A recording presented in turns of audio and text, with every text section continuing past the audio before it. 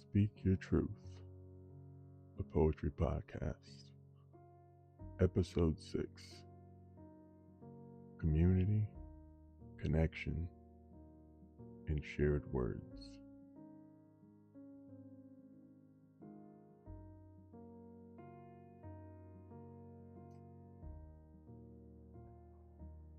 Welcome back. Speak Your Truth, poetry podcast. I'm glad you decided to stop by today and see what's going on. So far on our journey, we've been turning inward. We've sat with depression when it felt heavy in the chest. We've listened to anxiety, whispered warnings in the quiet hours. We've honored resilience, not as something loud or heroic, but as a simple act of staying. But healing doesn't happen in isolation forever. At some point, we look up. We notice the space between us and someone else. We realize that survival may begin alone, but meaning is often found together. Today we're going to widen the circle. We talk about community, about connection, about what happens when words no longer kept only in the safety of our own minds, but shared, offered, and received. Poetry has always been more than self-expression. It's a bridge, a signifier, a quiet hand reaching across the dark saying, I've been here too. When we speak our truth aloud, something shifts. Loneliness loosens its grip. Shame loosens its silence. And suddenly, we're not just telling our story, we're inviting others to recognize their own.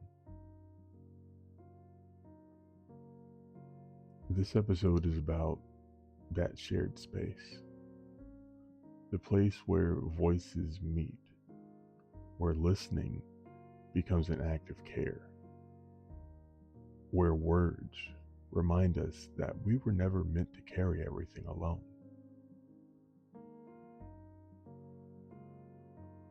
So settle in, breathe with me, and let's explore what becomes possible when truth is spoken, not just for ourselves, but with each other.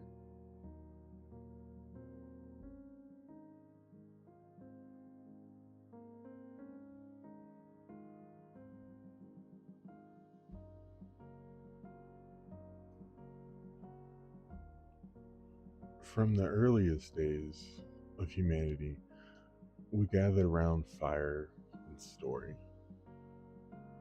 not just for warmth, but for reassurance, for the simple relief of knowing someone else was there, breathing beside us in the dark. We are wired for connection, not as a preference, as a need. Even the most introverted among us carry a quiet hunger to be seen, to be recognized without explanation, to be understood without performance. We learn early how to survive alone, but thriving has always required others. Connection is how we make sense of ourselves. It's how we remember who we are when the world tries to fragment us into roles, tasks, and expectations. It's how pain becomes bearable because it's witnessed. Poetry has always lived in this space. Before books, before stages, before microphones and screens,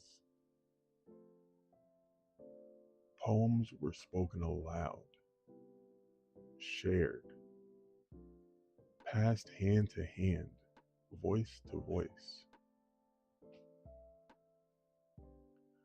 They carried grief when there were no words for mourning. They carried hope when tomorrow felt uncertain. They carried truth when speaking plainly was too dangerous. A single poem can cross centuries and still land softly or sharply in the chest of someone living a completely different life. Different language, different struggles, different time. And yet the feeling is familiar. That's not coincidence. That's connection. When you read a poem and feel exposed, it's because someone else once stood where you're standing now.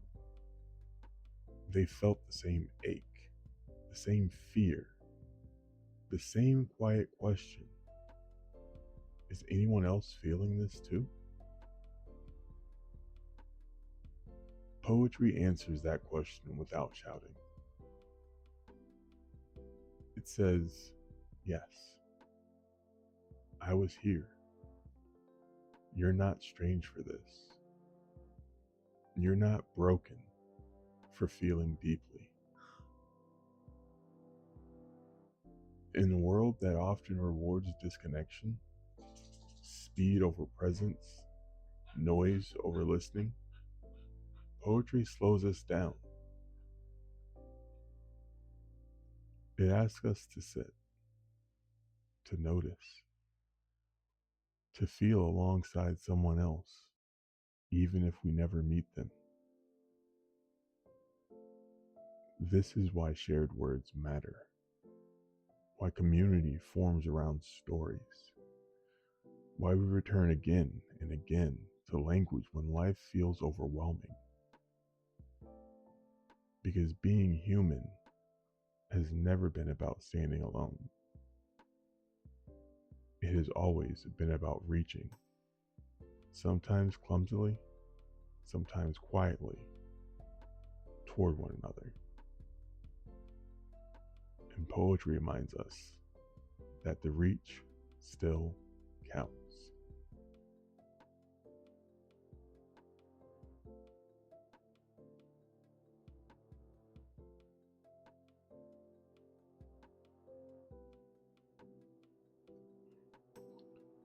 When we read or hear a poem, we borrow someone else's eyes for a moment.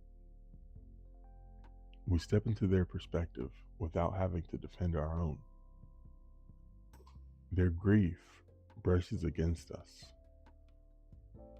Their joy echoes in places we forgot were still capable of sound.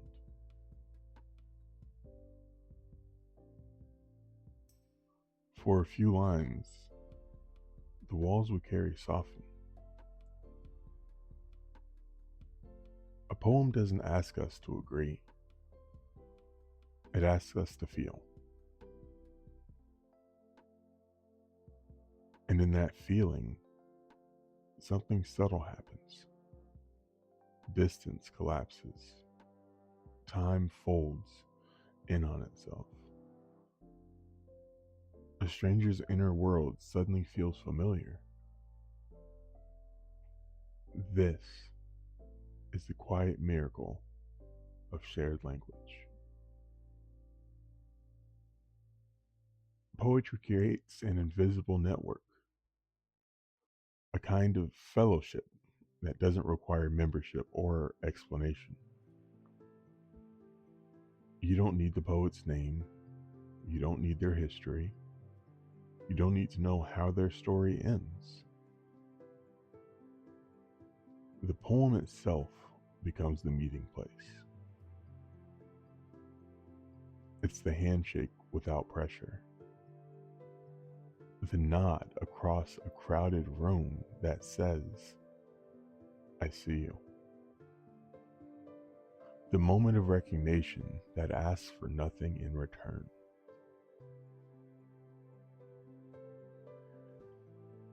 This is why poetry reaches people who might never speak to each other otherwise. Different ages, different cultures, different beliefs. Yet the feeling lands the same. Grief sounds like grief. Longing still aches. Hope still lifts, even when it trembles. When someone shares a poem, they're not asking to be admired. They're offering a piece of their inner weather. They're saying, this is what it felt like to be me. And when we receive it, truly receive it, we are participating. Listening becomes an act of trust. Feeling becomes an act of courage. This is why poems are often read in quiet rooms. Why we lower our voices. Why we pause afterward. Because something sacred has passed between people. Even in silence, we are not alone. Even without response, connection has already been made. Poetry doesn't fix us. It doesn't erase pain or tie things up neatly. It reminds us again and again that our inner lives are shared terrain. That the things we carry in private have been carried before. And that sometimes is enough to help us keep going.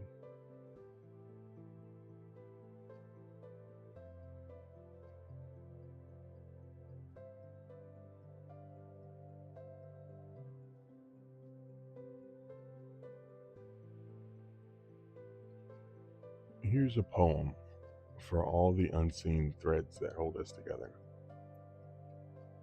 For the moments when words do what hands can't. For the quiet recognition that passes between people who may never share names. Across the circle. Across the circle we gather, some with words spilling like rivers, others carrying silence that has learned how to speak without sound. We arrive with pockets full of unfinished sentences, with grief folded neatly so it doesn't frighten anyone, with hope held low, like a flame cupped against the wind. A single poem drifts across the circle, its lines like lanterns, unhurried, floating toward every listening heart.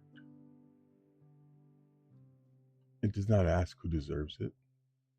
It does not check credentials or histories. It simply moves from breath to breath, from chest to chest. I read, you nod. A stranger meets my eyes, and something loosens. For one quiet moment, our separate stories lean together. Edges soften. The room exhales. No one interrupts. No one rushes to explain. We let the words finish their work. And in that pause, that sacred, fragile space, the room becomes a single heartbeat. Not because we are the same, but because we are listening. Because for a moment, we allow ourselves to be affected, to be touched by a voice that is not our own, yet somehow feels familiar. When the poem ends, nothing dramatic happens. No applause breaks the spell. No answers are handed out. But something has shifted. We sit a little straighter. We breathe a little deeper. We remember that connection doesn't always arrive loudly. Sometimes it arrives as a shared stillness, as a knowing glance, as a quiet relief of realizing you're not carrying this alone. And when we leave the circle, we take that rhythm with us. The echo of a heartbeat that reminds us we belong to something larger than our own silence.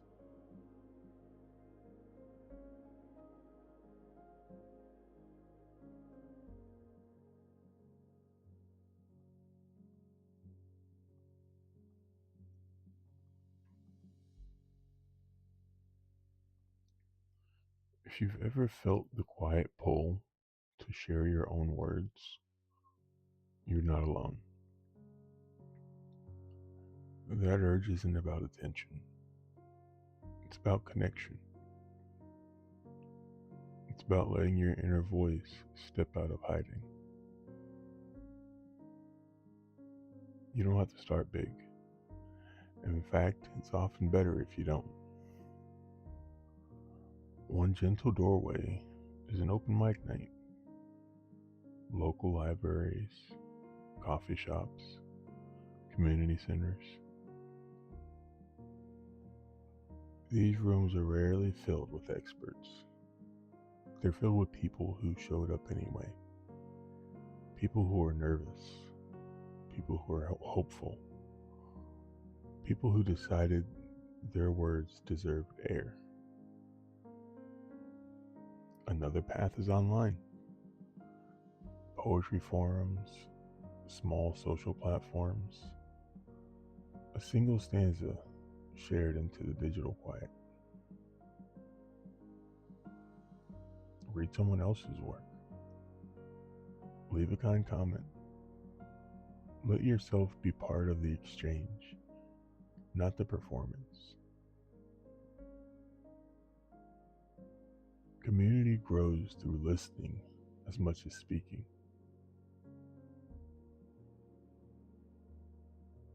And sometimes the most powerful circle is the smallest one. 2 friends, a notebook, a shared intention to be honest. No stage, no audience, just presence. You don't need a crowd to be witnessed. You need willingness. Yours and someone else's. It's easy to believe that your words aren't ready, that you need more polish, more courage, more permission. But poetry doesn't ask for perfection. It asks for truth. And truth becomes stronger when it's spoken aloud, even softly. Finding your poetry community isn't about fitting in. It's about finding a space where you don't have to shrink, where your voice can arrive exactly as it is. Connection doesn't need applause. It doesn't need numbers. It doesn't need validation. It only needs this: someone willing to listen and someone brave enough to speak. And sometimes those two people are already in the room.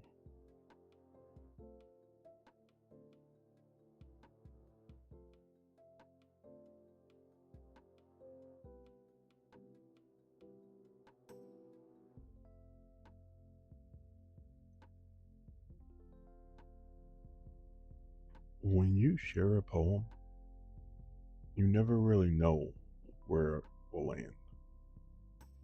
You release it without a map, without guarantees. Someone listening may be carrying a weight you can't see, a grief they've learned to hide well, a fear they've named only in private. And your words, spoken simply, honestly, become a small light in a dark stretch of their day. Not a solution, not a rescue, just enough illumination to keep going. This is the quiet power of shared words. Poetry teaches us that empathy is not a luxury. It's not an add-on. It's not something we reach for only when it's convenient. It's a necessity. Each shared line creates a ripple. Not dramatic, not loud, but real. A poem heard on a drive home. A stanza remembered in the middle of the hard conversation. A single sentence that surfaces when someone feels alone at night. These ripples move outward in ways we'll never fully witness.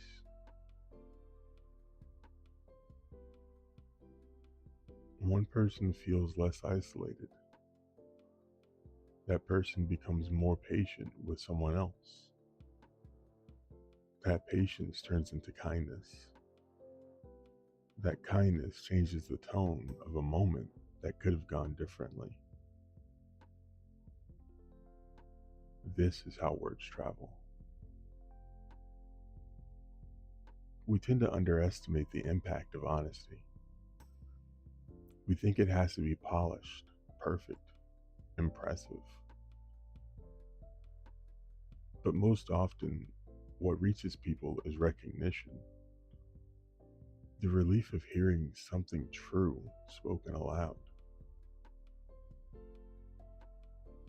When you share your words, you're not performing. You're participating in something ancient and ongoing. You're adding your voice to a long human conversation about what it means to be alive. And even if you never hear the echo, even if no one tells you what your poem meant to them, the ripple still exists. Because empathy doesn't announce itself. Compassion doesn't demand credit. And connection doesn't always circle back to proof.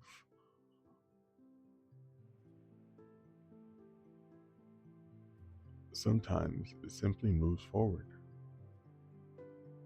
quietly reshaping the ground it touches. And that's more than enough.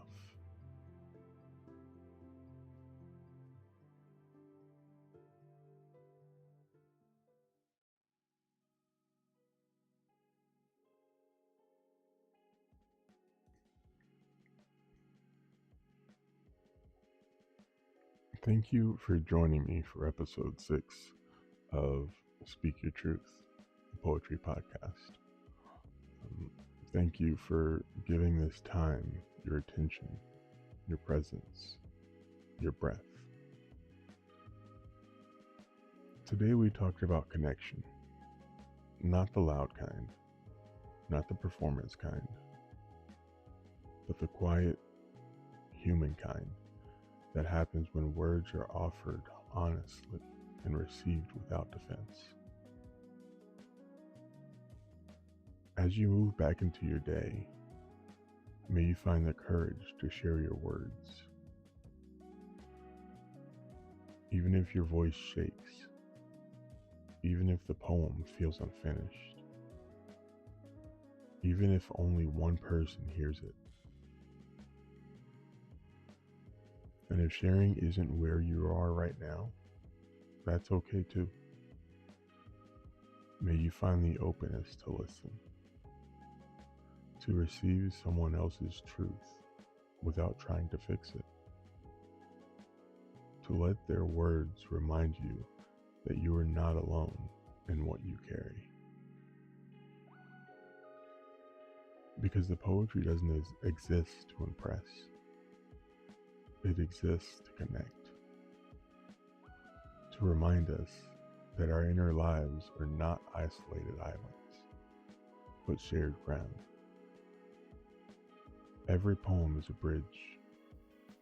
Every honest word strengthens it. And every listener becomes part of the circle, whether they speak or simply stay. Until next time, stay grounded, stay grateful, and always, always speak your truth. Peace out.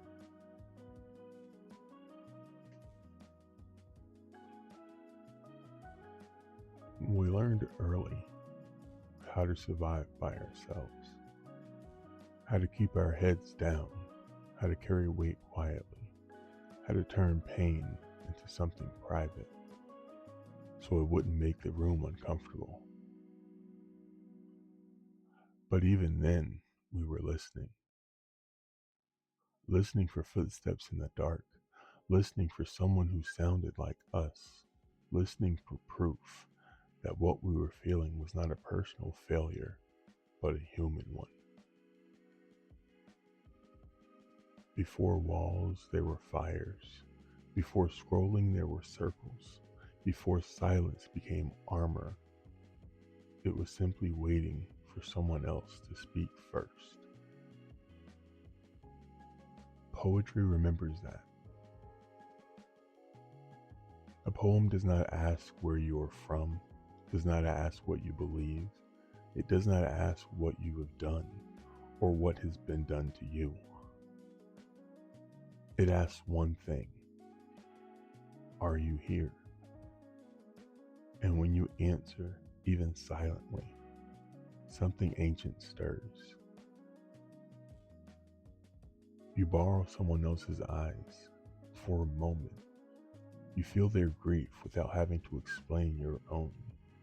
You feel their joy without needing permission to keep it. That is not coincidence, that's connection. A poem moves hand to hand like a lantern, not to light the whole world, but to say, there is ground here, there is breath here, there is someone sitting beside you, even if you can't see them. I read, you nod. A stranger meets my eyes, and in that brief exchange, something loosens. We do not become the same, we become aware. Aware that silence can be shared, aware that listening is labor, aware that presence is its own kind of courage. Community is not a crowd. It is not numbers. It is not applause. It is two people willing to tell the truth without demanding a solution. It is a notebook on a table, a stanza posted quietly online, a room where no one rushes to speak because everyone understands what is happening here matters. When you share your words, you never see the full path they take. They travel into cars, into kitchens, into late nights where someone is deciding whether they can keep going. In your voice, steady or shaking, becomes enough light for one more step. Not a rescue, not a cure, just proof that empathy is not optional. It is necessary.